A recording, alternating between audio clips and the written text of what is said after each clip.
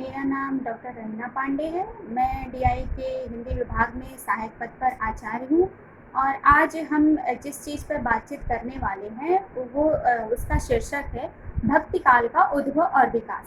भक्ति काल के उद्भव और विकास पर चर्चा करने से पहले हम हिंदी साहित्य में कितने विभाग हैं, कितने काल हैं, उस पर थोड़ी सी बातचीत कर लेंगे। उसमें सबसे पहले तो हम ये देखेंगे कि भक्ति काल के संदर्भ में जो बातचीत है उस पे कौन कौन से आचार्यों ने कौन कौन से मत दिए हैं। भक्ति काल का उद्भव कहाँ से मुख्यतः भारतीय परिप्रेक्ष्य में शुरू हुआ है, इन सारी चीज़ों पे हम आज बातचीत करेंगे।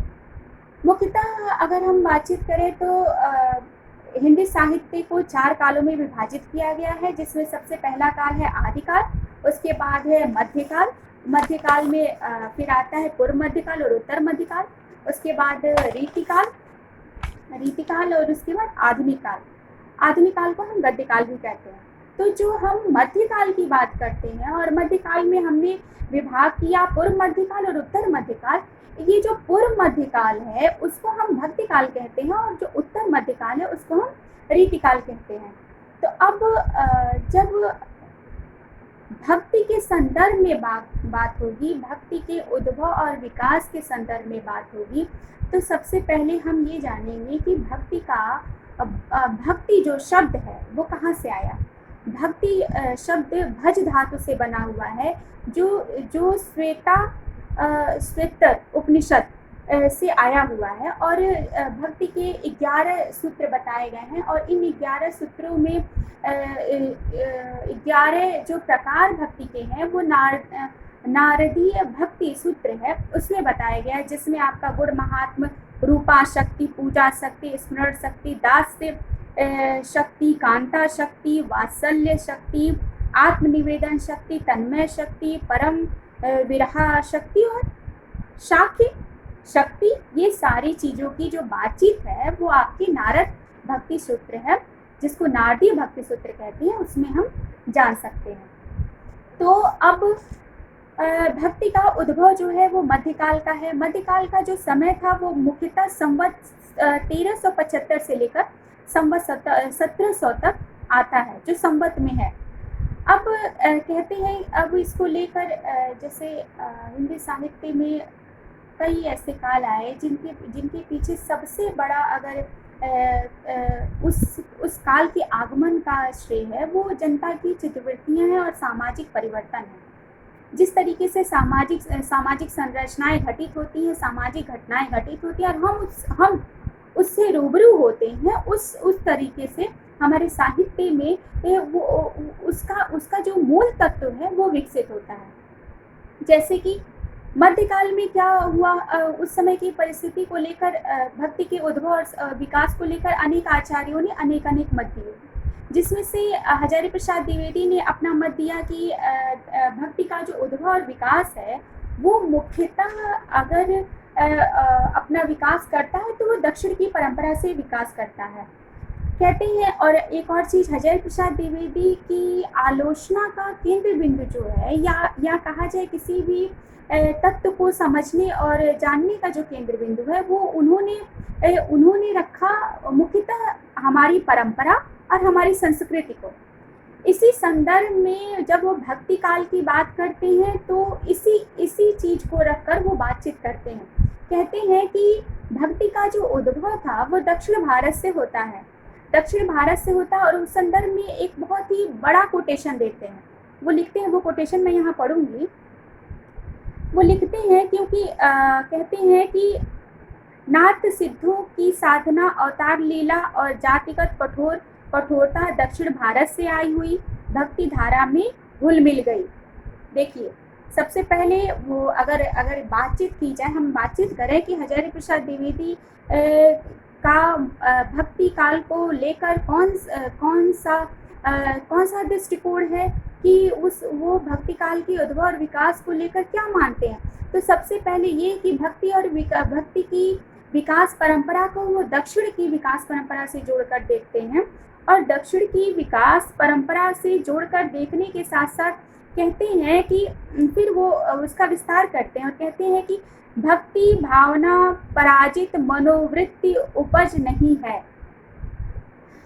अब इसको जब आप पढ़ेंगे, अगर ये स्टेटमेंट हज़ारी प्रसाद द्विवेदी ने दिया है तो उसके पहले आपको जानना पड़ेगा कि हज़ारी प्रसाद द्विवेदी ने ये क्यों लिखा।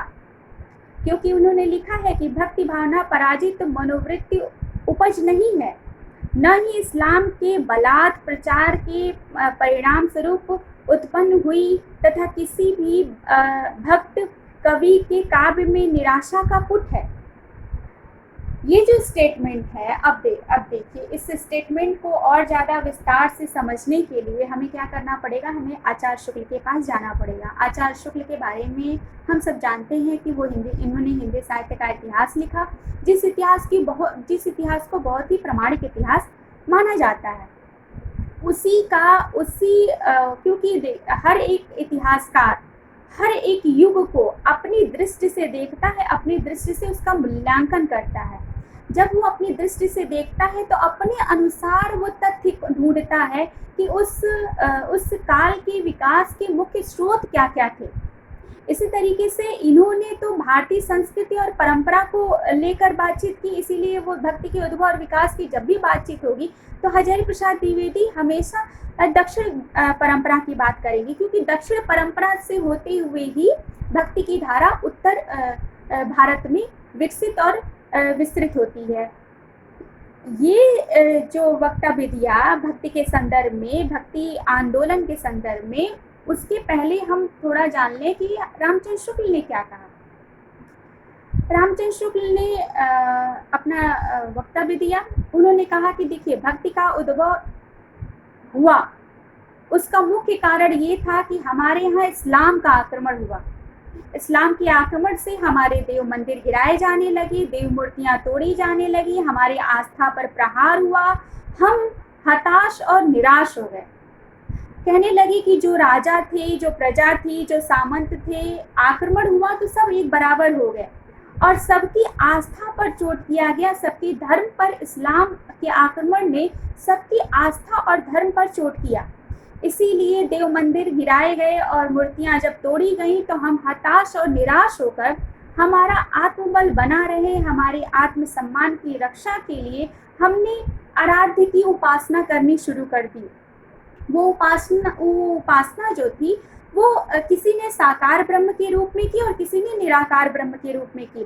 क्योंकि ये हज़ारी प्रसाद द्विवेदी ने, ये रामचंद्र शुक्ल कहते हैं कि भक्ति का उद्भव होने का सबसे महत्वपूर्ण कारण ये है कि हमारे यहाँ इस्लाम का आक्रमण हुआ और इस्लाम के आक्रमण ने हमारे धर्म संस्कृति पर चोट किया, हमारी आस्था पर चोट किया और उस आस्था पर चोट करने के साथ साथ हमारे आत्मबल में कमी आई और उस आत्मबल को बनाने के लिए हमने अपने अपने अनुसार अपने अपने आराध्य को चुनकर उनकी भक्ति करनी शुरू कर दी। क्यों करनी शुरू कर दी? क्योंकि हम अपना आत्मबल बचाना चाह रहे थे, हम अपना आत्मबल को विकसित करना चाह रहे थे, हम अपने टूटे हुए आत्मबल को फिर से जगाना चाह रहे थे। तो उन सारे संदर्भों में रामचंद्र शुक्ल एक विस्तार से लिखते हैं, जिसको मैं पढ़ूंगी। वो कहते हैं कि देश में मुसलमानों का राज्य प्रतिष्ठित हो जाने से हिंदू जनता निराश और पराजित हो गई थी। पराजित मनोवृत्तियों में ईश्वर की भक्ति की ओर उन्मुख होना स्वाभाविक था। हिंदू जनता ने भक्ति भावना के माध्यम से अपनी आध्यात्मिक श्रेष्ठता दिखाकर पराजित मनोवृत्ति का शमन किया। शमन मतलब नाश किया। तत्कालीन धार्मिक परिस्थितियों ने भी भक्ति के प्रचार में योगदान दिया। नाथ सिद्धों अपनी रहस्यदर्शी सूक्ष्म वाणी में जनता को उपदेश दे रहे थे। भक्ति आदि हृदय के प्रकृति भावों से उनका कोई सामंजस्य नहीं था। भक्ति भावना से ओतप्रोत साहित्य ने इस अभाव की पूर्ति की। दूसरी ओर अब एक और वक्तव्य देते हैं। दूसरी ओर वो भक्ति आंदोलन को दक्षिण भारत से आया हुआ भी मानते हैं। कहते हैं दक्षिण का मूल स्रोत, भक्ति का मूल स्रोत दक्षिण में था। 7वीं शताब्दी में आलवार भक्तों ने भक्ति भावना प्रारंभ की। भक्ति का जो स्रोत दक्षिण की ओर धीरे धीरे आया, उसे उत्तर भारत में पल्लवित और पोषित होने के लिए उचित जमीन मिली। अगर इस रामचंद्र शुक्ल के इस वक्तव्य को बहुत ही विस्तार से समझा जाए तो समझिए, भक्ति का उद्भव और विकास को लेकर जितने भी विवाद चल रहे थे या जितने भी मत और मतांतर थे, उन सब को समझने में बहुत ही आसानी होगी। सबसे पहले बात कि रामचंद्र शुक्ल ने ये कहा कि एक होती है अमूर्त धारा और दूसरी होती है मूर्त धारा। अमूर्त धारा मतलब वो कि जो धारा चल तो रही है लेकिन किसी को दिखाई नहीं देती, अमूर्त है, जो किसी को दिखाई नहीं देती। और एक मूर्त है, जब वो दिखाई देने लगती है तो वो मूर्त मतलब जो हम देख सकते हैं, जो हम समझ सकते हैं, सोच सकते हैं, उसके बारे में हम बोल सकते हैं, महसूस करते हुए देख सकते हैं। तो अब लेकिन अमूर्त में महसूस तो कर सकते हैं लेकिन उसको देख नहीं सकते, उसको बता सकते हैं कि ये विकसित और पल्लवित हो रहा था।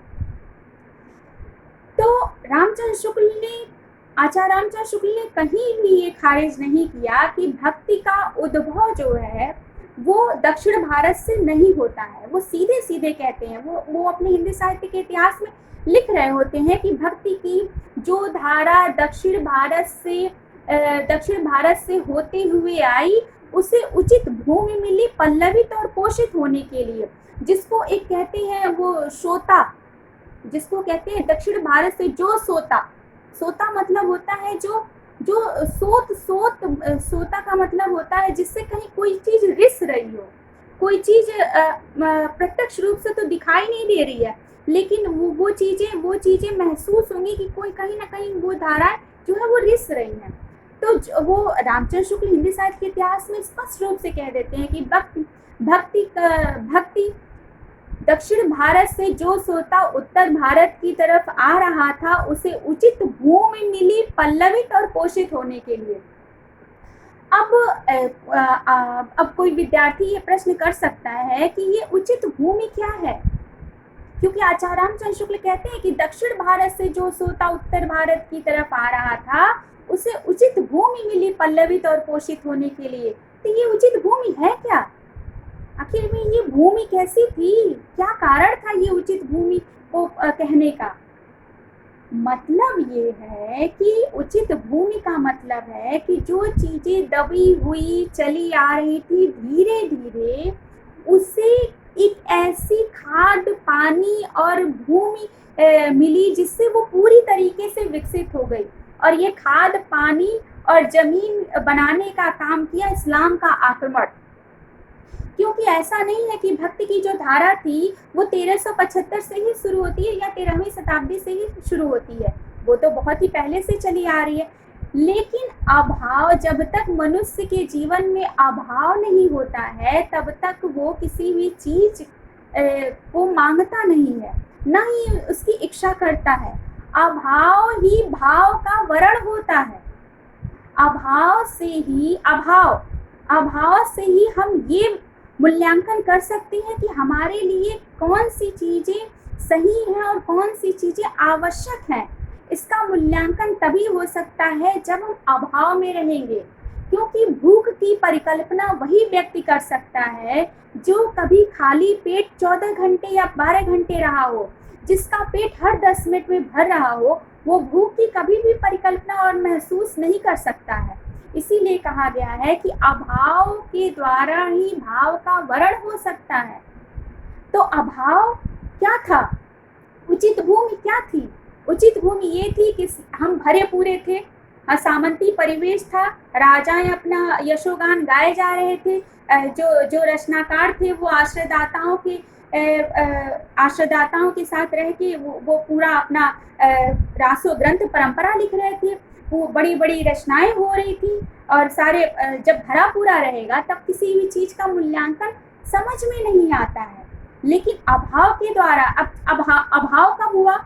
जब हम इस्लाम का आक्रमण हुआ, इस्लाम के आक्रमण ने सारा कुछ ध्वस्त कर दिया और कौन राजा, कौन प्रजा, कौन सामंत और कौन कवि, सबको एक बराबर कर दिया। और जब सबको एक बराबर कर दिया तब आप देखिए कि उसमें हुआ क्या।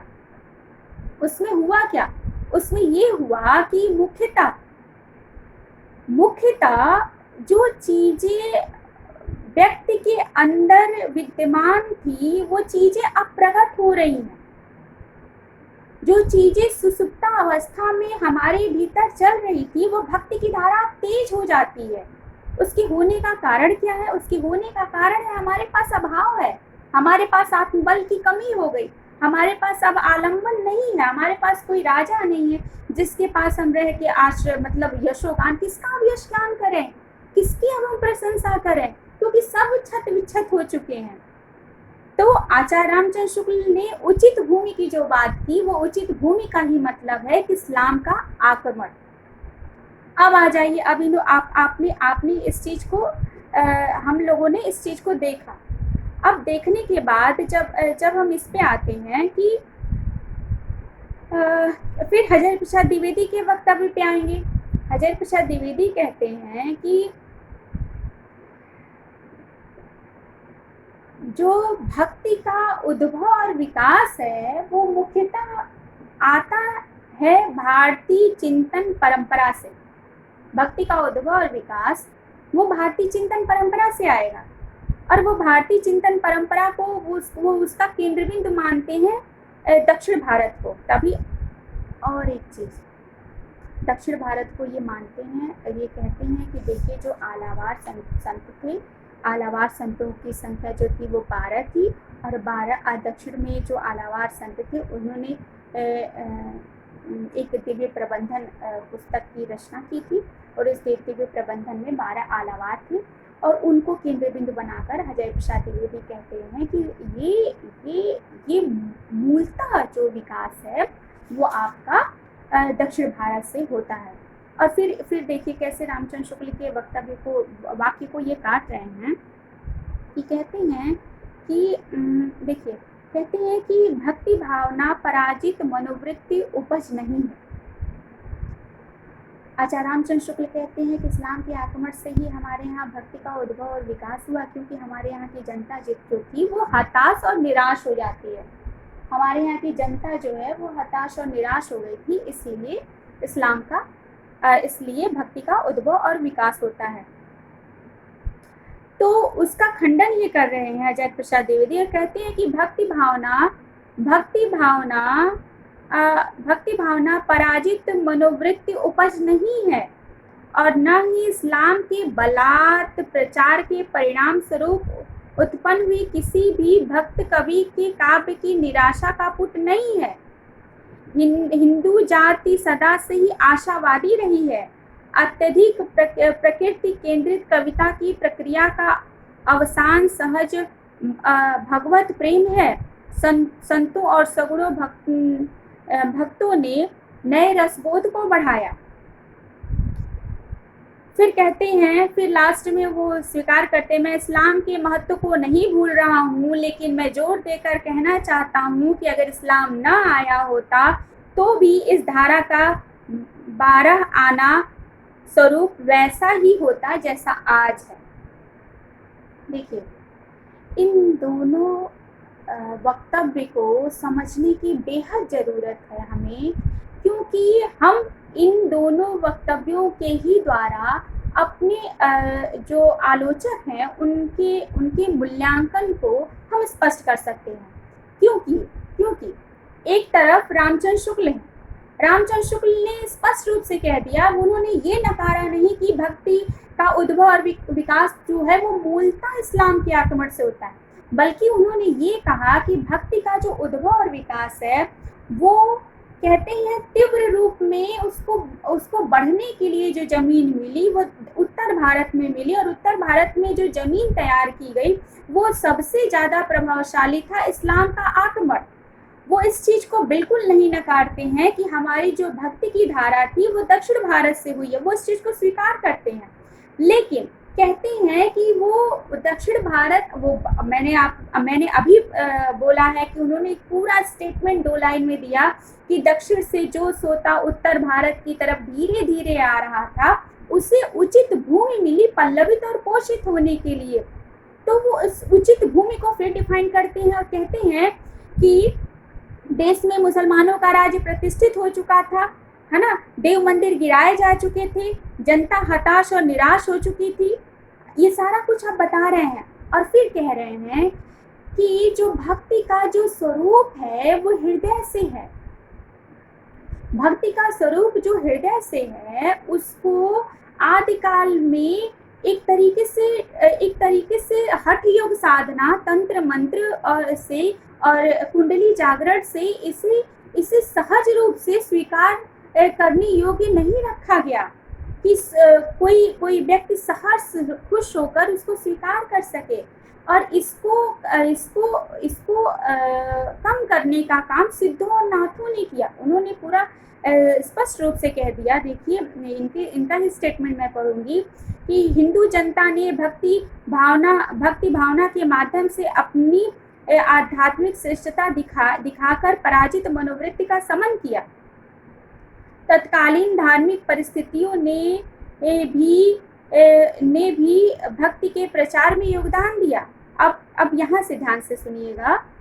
नाथ सिद्ध योगी अपनी रहस्यदर्शी सूक्ष्म मतलब जिसमें रस न हो, शुष्क वाणी में जनता को उपदेश दे रहे थे। भक्ति आदि हृदय के प्रकृति भावों से उनका कोई सामंजस्य नहीं था। आचार्य शुक्ल ये कहना चाह रहे थे कि भक्ति का जो उद्भव है वो मूलतः हृदय से है और सामाजिक परिस्थिति से है। आदिकाल में जो भक्ति की परंपरा चली वो सिद्धों जैन नाथों ने इसको अनुभूतियों की परंपरा से हटाकर हठ योग साधना, कुंडली जागरण, ईड़ा सुषुम्ना नाड़ी जो जागरण था उससे लेते हुए इस कठोर साधना से भक्ति को परिभाषित करते हैं। जबकि भक्ति का सहज जो स्थान है वो हृदय पक्ष है। इस चीज पर वो बल देते हैं।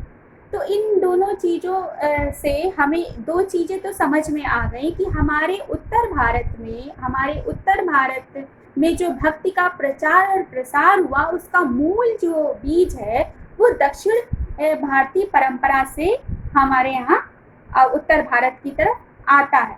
दक्षिण भारत परंपरा में जो आलवार संत थे, आलवार संतों की संख्या 12 थी।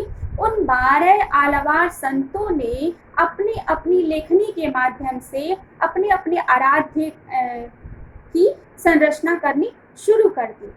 भक्ति काल उसी आलवार संतों में एक महिला भी जो थी उसका नाम आंडाल था। आंडाल को कहा जाता है कि वो उसी स्वरूप में अपनी भक्ति कर रही थी जिस स्वरूप में हिंदी साहित्य में हमारे यहाँ मीराबाई कर रही होती हैं। उसी तीव्रता, उसी एक तरीके से नारी मुक्ति का स्वर, बंधनों से मुक्ति, ये सारी चीजों की जो बातचीत हमारे यहाँ मीरा कर रही होती हैं उसी तरीके से ये आंडाल भी कर रही हैं। इसीलिए इनको उपाधि दी गई थी कि ये दक्षिण की मीरा है।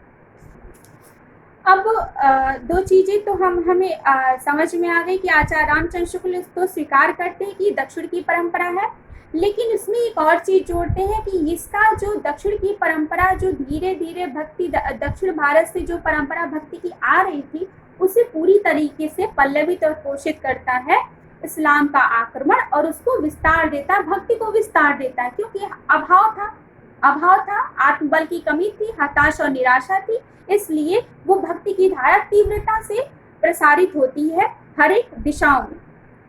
अब इसी को लेकर एक दो स्टेटमेंट और आता है और आप लोग जानते हैं ग्रेयर्सन ने कहा था कि भक्ति आंदोलन का जो विकास है या भक्ति आंदोलन का जो उद्भव है वो ईसाई की देन है।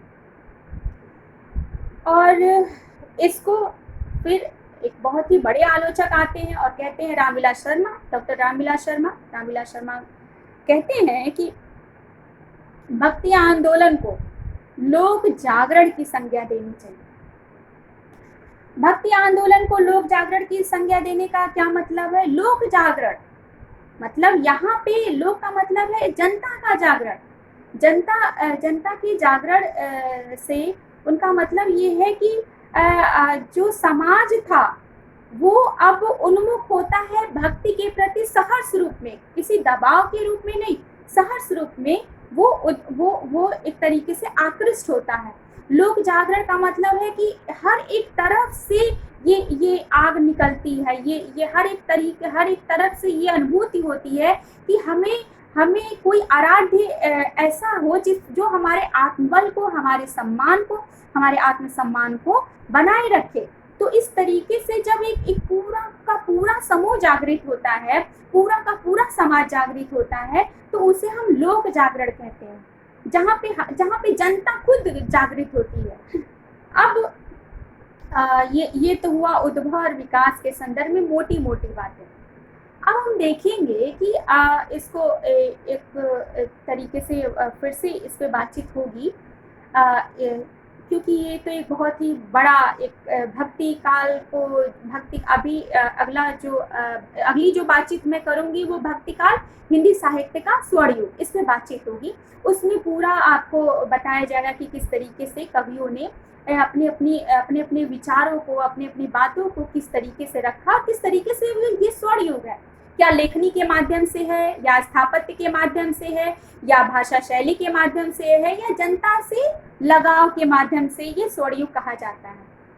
तो आज तो ये उद्भव और विकास को लेकर जो बातचीत हुई है, उसमें जो निष्कर्ष रूप में आ रहा है, निष्कर्ष रूप में यही कहा जाएगा कि जो भक्ति है, भक्ति एक कोमल भाव है, जो कोमल भाव उसी के हृदय में वास करेगा जो दूसरों के दुख को अपना दुख समझेगा, वो वही स्थान लेगा भक्ति जो सबके दुख में ही अपने सुख और दुख को तिरोहित कर दे।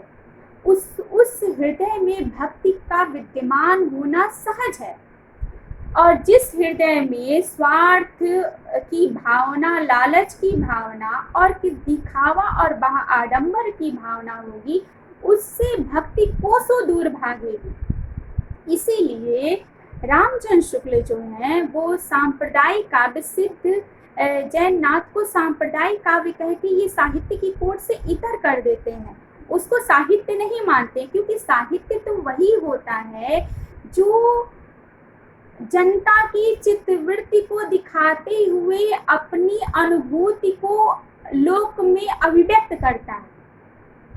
साहित्य तो यही है, साहित्य के लिए बहुत सी परिभाषाएं दी गई हैं कि जन समूह के हृदय का विकास का नाम ही साहित्य है, साहित्य दर्पण होता है, साहित्य संवाद है, साहित्य जन समूह के हृदय का विकास है, ये सारी चीजें कही गई हैं। साहित्य क्या है, जनता का लक्ष्य है। लेकिन मुख्यतः जो सिद्ध नाथ और जैन थे, उन्होंने भी भक्ति की बात की। प्रारंभिक जो भक्ति का स्वरूप है वो सिद्ध जैन नाथों में ही आता है, लेकिन रामचंद्र शुक्ल इसको नकार देते हैं। नकारने का मतलब वो उसमें सहजता नहीं है, उसमें स्वाभाविक प्रेम नहीं है, उसमें डरावनापन है, उसमें तंत्र मंत्र योग साधना। तो ये सारी चीजों में जिसमें सहजता नहीं हो, जहाँ प्रेम नहीं हो, वो साहित्य के रूप में विद्यमान होने का हकदार ही नहीं है। हाँ, लेकिन साहित्य के विकास की ये एक महत्वपूर्ण तीनों कड़ियां हैं। सिद्ध जैन नाथ जो है वो साहित्य को समझने के लिए इनसे होकर ही जाना पड़ेगा, इसलिए उन्होंने अपने हिंदी साहित्य के इतिहास में उनको जगह देकर उन पे बातचीत करने का मतलब ये था कि जो हमारा भक्ति काल का उद्भव और विकास है उसमें बहुत कुछ जो लिया गया है वो इनसे ही लिया गया है, इनसे ही हमने लिया, क्योंकि कबीर पे बहुत ज़्यादा प्रभाव आपको नाथ पंथ का देखने को मिलेगा। और पूरी तरीके से सिद्ध साहित्य को खारिज भी नहीं किया जा सकता, क्योंकि गुरु की परंपरा, सामान्य बातचीत, ये सारी चीज़ें आपको सिद्धों में कहीं ना कहीं देखने को मिलेंगी। नाथों में भी बहुत सी चीज़ें हैं जो आपको देखने को मिलेंगी, जिसमें रहस्यवाद भी है। रहस्यवाद में एक अज्ञात सत्ता के प्रति जिज्ञासा की जो भावना की बात की गई थी, वो आपकी कहीं ना कहीं बहुत ही बिंदु रूप में, लेकिन आपका नाथ साहित्य में देखने को मिलता है। तो जब हम भक्ति काल के उद्भव और विकास पे बातचीत करेंगे या हम कर रहे हैं, तो उस पे हम सिद्ध जैन नाथ पे चर्चा करते हुए ही आगे बढ़ेंगे, और हम भक्ति काल की उद्भव और विकास पर जब हम बातचीत करेंगे तो मोटा मोटा ये निष्कर्ष के रूप में देख लिया जाए हम सब कि उसमें मुख्यतः भक्ति का उद्भव और विकास दक्षिण भारत की परंपरा से होता है। दक्षिण भारत की परंपरा से वो होते हुए धीरे धीरे वो उत्तर भारत की परंपरा में अपना विस्तार करता है, और विस्तार करते हुए वो अपना एक पूरी जगह बनाता है जहाँ पे वो अब अगली बार बातचीत होगी, जहाँ पे कैसे राम भक्ति काव्य परंपरा का विकास होता है, कैसे कृष्ण काव्य परंपरा का विकास होता है, निर्गुण साहित्य परंपरा क्या होती है, सगुण साहित्य परंपरा क्या होती है, और इसकी मुख्यतः विशेषताएं क्या है। जब ये परंपरा पे हम बात करेंगे तब आदिकाल के महत्व पर भी उसको लेते हुए ही बातचीत होगी। धन्यवाद।